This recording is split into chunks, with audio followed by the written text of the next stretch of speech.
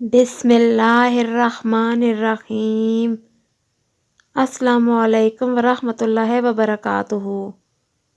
Islamic वज़ाइफ and दुआएं channel में खुश आमदीद। आज मैं आपको बताऊंगी एक दुआ, मखलूक़ात के शर से बचने की दुआ। रसूल अल्लाह सल्लल्लाहु अलैहि वआलिहि वसल्लम ने फरमाया, जो शख्स किसी जगह ठहरे और फिर ये दुआ पढ़े, औज़ु बिकलिमातिल्लाहि ताम्मति मिन शर्रि मा हलक, औज़ु बिकलिमातिल्लाहि ताम्मति मिन शर्रि मा हलक।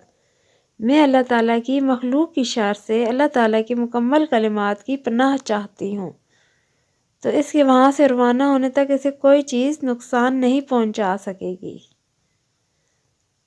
आप सब ने इस दुआ का एहतमाम ज़रूर करना है। सुबह शाम 3 दफ़ा ये कलिमात पढ़ लिया करें।